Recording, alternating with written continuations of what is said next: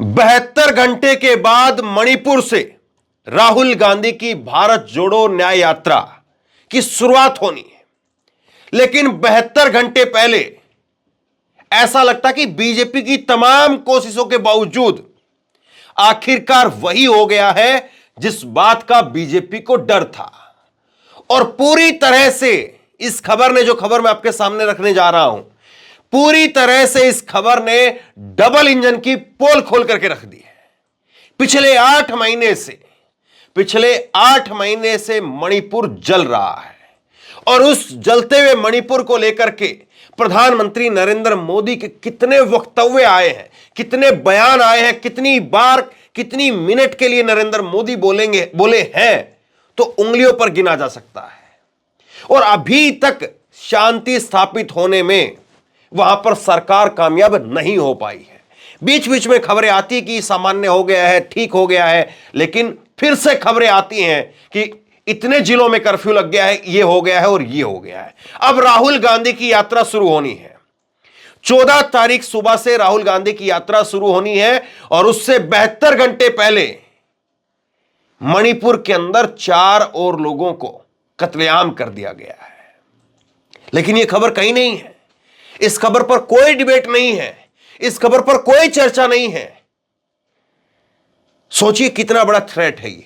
और राहुल गांधी वहीं उसी मणिपुर से न्याय यात्रा की शुरुआत कर रहे हैं कि मणिपुर के लोगों को न्याय मिलना चाहिए। और जाहिर सी बात है, किसी राज्य में अगर इतना बड़ा तांडव हो रहा हो तो कम से कम उस राज्य के लोगों को इंसाफ तो मिलना चाहिए। उस राज्य के लोगों को भी शांति से, प्रेम से, बिना डर के, बिना खौफ के जिंदगी जीने का हक है। लेकिन वो हक पिछले 8 महीनों से ऐसा लगता है कि उन लोगों से दूर हो गया है। इन खबरों के ऊपर सन्नाटा है, इन खबरों के ऊपर चुप्पी है। प्रधानमंत्री नरेंद्र मोदी अगर कोई छोटा सा भी डेवलपमेंट होता तो उसको लेकर के फटाक से ट्वीट करते। राम मंदिर को लेकर के अगर कुछ भी जानकारी निकल करके सामने आती तो फटाक से, आजकल प्रधानमंत्री नरेंद्र मोदी के ट्विटर हैंडल पर अगर आप जाएंगे तो उनके ट्विटर हैंडल पर आजकल वो वीडियो लगाते हैं, बताते हैं कि साहब ये जो भजन गायिका है ये बहुत बढ़िया भजन गा रही है, इसके भजन ने माहौल बना दिया है। इस तरह से आप उनका टाइमलाइन निकाल करके चेक करिए। मेरी बात पर अगर यकीन नहीं है तो अब मैं कितना दिखाऊं उनके बारे में। ये रोजाना का उनका आजकल का ट्रैक रिकॉर्ड बना हुआ है। और ये 22 तारीख तक तो फिर पता नहीं मोदी जी क्या करेंगे। हो सकता है कि मोदी जी की आवाज में कुछ 2-4 भजन जो है वो बीजेपी की तरफ से निकलवा दिए जाए और मोदी जी भजन गाने लग जाए। मोदी जी के लिए हो सकता है कुछ भजन तैयार किए जा रहे होंगे।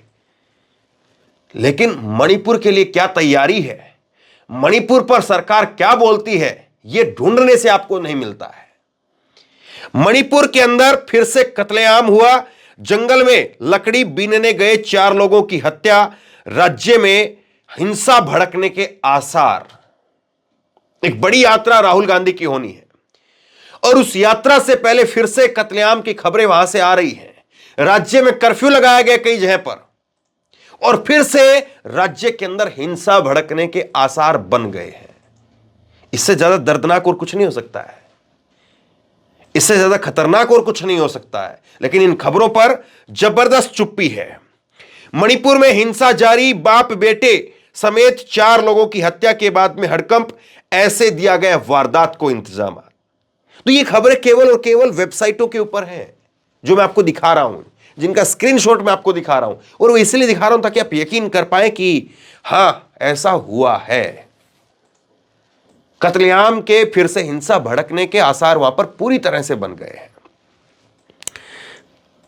मणिपुर में फिर से भड़की हिंसा, गोलाबारी और बम धमाकों से तनाव, 4 नागरिक भी लापता। तो ये खबरें निकल करके सामने आ रही है और ये खबरें निश्चित तौर पर चिंता पैदा करती है। ये खबरें उस डबल इंजन की सरकार के ऊपर एक पलीता है। मणिपुर में फिर कत्लेआम, लकड़ी काटने गए लोगों की बेरहमी से हत्या, उग्रवादियों ने बनाया निशाना।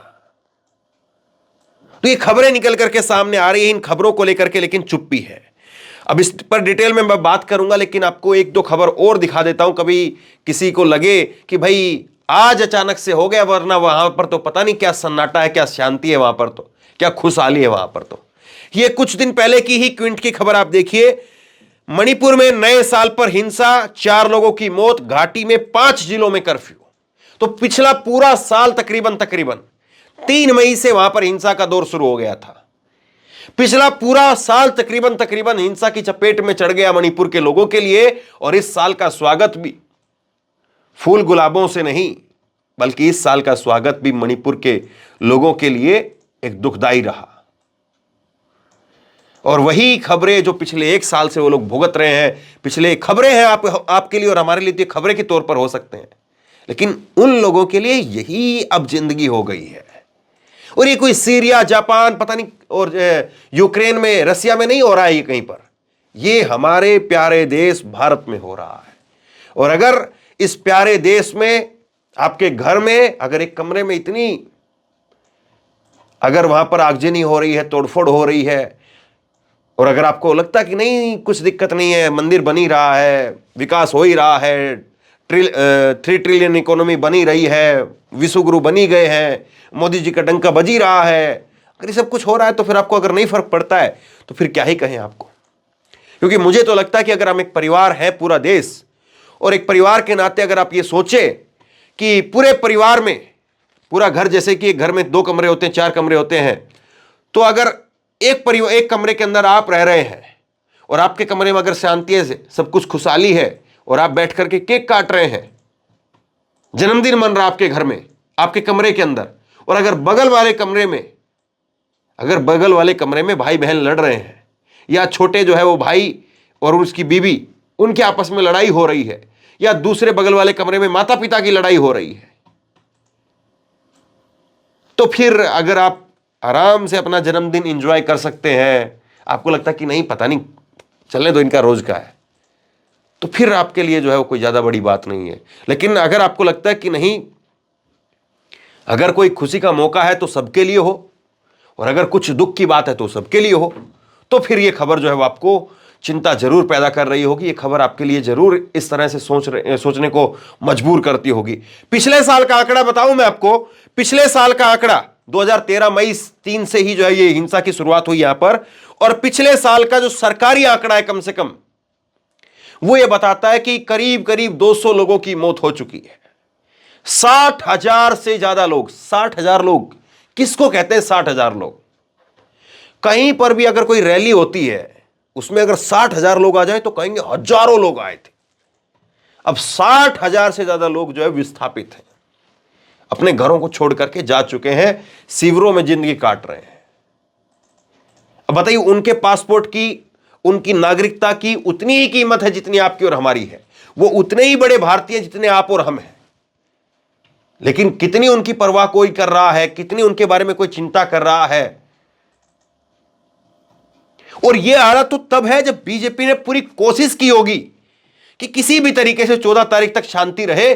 14 तारीख के बाद में अगर कुछ होगा तो राहुल गांधी की यात्रा आगे चली जाएगी, लेकिन अगर 14 तारीख तक कुछ हो गया तो राहुल गांधी को एक मुद्दा मिल जाएगा। तो पूरी कोशिश की होगी बीजेपी की तरफ से, बीजेपी ने अपनी पूरी ताकत लगाई होगी, आप सोच करके देखिए। लेकिन अगर पूरी ताकत लगाने के बाद में भी, 8 महीने बाद में भी, अगर हिंसा की आग इतनी जबरदस्त है कि कई जगह पर आपको कर्फ्यू लगाने के लिए भी मजबूर हो जाना पड़े, अगर नया साल भी कर्फ्यू के रूप में बीते वहां पर, तो फिर कैसा 56 इंच की छाती, कैसा डबल इंजन की ताकत। फिर अब कुछ लोग इसको हो सकता है कि इसलिए कह दे कि कांग्रेस पार्टी को कुछ खबरें चाहिए थी, कुछ मसाला चाहिए था, और इसीलिए जो है इसको अंजाम दिलवा दिया गया। अब मूर्खों के साथ में आप कितनी बहस कर सकते हैं? भाई सरकार उनकी है, इंटेलिजेंस उनका है, ऊपर से नीचे तक सरकार उनकी है। अगर राहुल गांधी ने करवाया है, कांग्रेस पार्टी ने करवाया है, तो सबके सामने लेकर के आइए ना इस बात को। ऐसे फर्जी व्हाट्सएप के ऊपर जो है चला करके अब क्या हासिल कर लेंगे?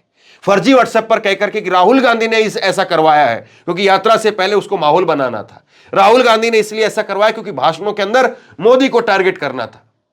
तो अगर राहुल गांधी ही अगर इतना सब कुछ करवा रहा है, या राहुल गांधी के अंदर, कांग्रेस पार्टी के अंदर अगर इतनी सब कुछ ताकत है, तो आपका इंटेलिजेंस क्या कर रहा है? आपकी सुरक्षा एजेंसियां क्या कर रही है? क्यों नहीं सामने लेकर के आते कि ये उस नेता की वजह से हो रहा है या उस नेता ने करवाया है? पूरे देश के सामने बेनकाब करिए और ऐसे लोगों को समाज के अंदर, देश के अंदर खुला क्यों छोड़ा हुआ है? जेल के अंदर डालिए, ताकि कम से कम लोग तो सुरक्षित रहेंगे, लोगों को तो कोई नहीं मरवा पाएगा। लेकिन अपनी नाकामी नहीं, अपनी नाकामी के ऊपर बात नहीं और दूसरे के ऊपर फर्जी में ठिकरा फोड़ करके बात खत्म हो गई। इसे कहते हैं कुतर्क, इसको कुतर्क कहते हैं। लेकिन इन पर कोई बात नहीं करेगा। 200 से ज्यादा, ये 200 का आंकड़ा तो सरकारी आंकड़ा है साहब, क्योंकि मैं इसलिए इस बात को जोर देकर के कह सकता हूं क्योंकि अमित शाह साहब, देश के माननीय गृह मंत्री, मजबूत गृह मंत्री, जिनको व्हाट्सएप यूनिवर्सिटी भाजपा के अंधभक्त, वो कहते हैं कि सरदार वल्लभ भाई पटेल के बाद अगर देश को कोई मजबूत गृह मंत्री मिला है, वो तो गिनीमत ये है कि सरदार वल्लभ भाई पटेल से भी ज्यादा नहीं बताते हैं। वो ये कहते हैं कि सरदार वल्लभ भाई पटेल के बाद में अगर देश को कोई सबसे मजबूत गृह मंत्री मिला है तो वो आज अमित शाह जी हैं। तो वो गृह मंत्री साहब, अमित शाह साहब, जब मणिपुर के अंदर थे और मणिपुर में 3 दिनों का उनका दौरा रहा, हालांकि वो बहुत बीती बात हो गई एक तरह से, उसके बाद गए नहीं फिर वो। तो जब मणिपुर में थे और मणिपुर से वापसी आ गए, कुछ वहां पर संगठनों से मुलाकात भी की और उसके बाद खबर निकल करके सामने आई कि मणिपुर में नग्न करके लड़कियों की परेड कराई गई। और उसको भी क्या नाम दिया गया? उसको नाम दिया गया कि देखिए इसमें कुछ न कुछ साजिश पक्का है, इसमें साजिश पक्का है, क्योंकि संसद शुरू होने से पहले, संसद का सत्र शुरू होने से पहले यह वीडियो निकल करके सामने आई। यह वीडियो तो पुरानी थी। तो भाई आपका इंटेलिजेंस क्या कर रहा था? अब सवाल आपसे ना हो, सवाल सरकार से ना हो, सवाल तंत्र से ना हो, सवाल सिस्टम से ना हो, सवाल इनके खुफिया एजेंसियों से ना हो, तो सवाल किससे हो? और सीधे तौर पर जो है वो व्हाट्सएप यूनिवर्सिटी के अंदर जो फर्जी अंधभक्त हैं वो कह देंगे कि साहब ये तो फलां ने कराया था। तो फलां ने कराया था तो फलां को खुला क्यों छोड़ा हुआ है? फलां को डाल कर दिए, जेल में डालिए, बंद करिए उसको। क्यों ऐसे जो है वो घटनाक्रम को अंजाम देने के लिए उसको फलां को खुला छोड़ा हुआ है? मतलब कुछ भी, इसको कहते हैं कुछ भी। और ये सबसे बड़ी बात इसमें ये है, सबसे बड़ी बात यह है, विडंबना की बात यह है कि इतना सब कुछ हो जाने के बाद प्रधानमंत्री जी हर विषय पर बोल सकते हैं, लेकिन मणिपुर पर नहीं बोल रहे। और मणिपुर पर देखिए, मैं आपको एक बात और बताता हूं, करीब करीब जो है वो ये हिंसा भड़की, 3 मई को जो है हिंसा की शुरुआत हुई। और एक चीज इसमें आप और सुन लीजिए ध्यान से, मणिपुर में अभी कुछ दिन पहले मैंने आपको खबर दिखाई थी, करीब करीब 90 लोगों के शवों को 8 महीने बाद तकरीबन वो सुप्रीम कोर्ट के आदेश के बाद में सौंपा गया है। सोचिए आपके परिवार का, मैं ये नहीं कहता हूं कि आपके परिवार का हो, लेकिन जरा अपने उस दर्द को महसूस करिए, अपने भाइयों के दर्द को महसूस करिए। अगर आपके, हमारे परिवार का कोई आदमी, अगर उसकी कहीं किसी दुर्घटना के अंदर मृत्यु हो जाए या उसको मार दिया जाए और उसके बाद में अगर 8 महीने बाद उसका शव मिले या 8 महीने तक मिले ही ना, तो सोचिए आपके घर में क्या माहौल रहेगा। 8 महीने आपके लिए कैसे बीते होंगे। बच्चा अगर रूठ करके घर से चला जाए तो घर परिवार वालों के 8 घंटे बीतने भारी हो जाते हैं कि सुबह से रूठ करके गया था, अभी तक मोबाइल नहीं मिल रहा है, अभी तक फोन नहीं मिल रहा है। और जब तक उसकी खैर खबर नहीं आ जाती, जब तक उसके बारे में पता नहीं चल जाता कि वो किसी यार दोस्त के घर पे है या कि जो है वो कोई रिश्तेदारी के अंदर मामा फूफा के पास में गया है, तो तब तक घर में कोई रोटी तक जो है खाने के लिए तैयार नहीं होता। और सोचिए उन परिवारों के बारे में, उन 90 परिवारों के बारे में सोचिए जिन्होंने 8 महीनों तक अपने लोगों के शवों का इंतजार किया। शवों को भी सौंप नहीं पाए, 8 महीने लग गए उसके लिए भी। और सुप्रीम कोर्ट जाना पड़ा लोगों को। सुप्रीम कोर्ट से फैसला आया, सुप्रीम कोर्ट ने कहा कि कम से कम मरने के बाद में उनके शवों को तो उनको सौंप दीजिए, तब जाकर के उनके शवों को सौंपा गया। जो अंधभक्त अगर खड़े होकर के सरकार की महिमा मंडन करते हैं, सरकार के लिए अपनी 56 इंच की छाती चौड़ी कर देते हैं, उन लोगों के लिए कम से कम थोड़ी तो शर्म आनी चाहिए कि कैसी सरकार फिर। और सवाल सरकार से ना हो तो सवाल किससे हो? सवाल क्या फिर जो है वो नेपाल के प्रधानमंत्री से हो, या भूटान के जो है वो, या बांग्लादेश से? किससे सवाल? 8 महीने तक आप लोगों के शवों को नहीं दे पाए। और दूसरी बात मैं आपको बता रहा था, दूसरी बात यह कि जब यह हिंसा की शुरुआत हुई और उसके बाद में कुछ दिनों बाद में जब वहां से इंटरव्यू निकल करके सामने आए, जब वहां से रिपोर्ट निकल करके सामने आई, तो वहां पर जो रिटायर्ड आर्मी के जो अधिकारी थे वही केवल बोल पाए। बाकी लोगों में बोलने की हिम्मत ऐसा लगता कि पता नहीं कहां चली गई है। जो रिटायर्ड आर्मी के कुछ अफसर थे उन्होंने कहा, जो वहां के थे वो बोले, वो कुछ ओलंपिक के खिलाड़ी वो बोले, मीराबाई चानू का नाम मुझे याद आ रहा है, कुछ जो है वो कर्नल रैंक के अधिकारी वो बोले, उन्होंने कहा कि लीबिया सीरिया के अंदर जिस तरह के हालात नहीं है वैसे हालात मणिपुर के अंदर है। और कुछ एक्सपर्ट ने फिर यह कहा कि मणिपुर के अंदर हालात ठीक होने में कम से कम अभी भी 1.5 साल 2 साल का वक्त लग जाएगा। तो सरकार पूरी तरह से, अब सरकार के पास में तो इंटेलिजेंस उन एक्सपर्ट से ज्यादा कहीं ज्यादा होगी। सरकार तो सिस्टम के साथ में चलती है, पूरे तंत्र के साथ में चलती है, खुफिया एजेंसियों के साथ में चलती है, तो उनके पास में तो इंटेलिजेंस उससे ज्यादा है। अब सोचिए, दिल्ली में, लखनऊ में, मुंबई में, कोलकाता के अंदर अगर ऐसा हालात हो जाए तो देखिए क्या कैसे कोहराम मचता है।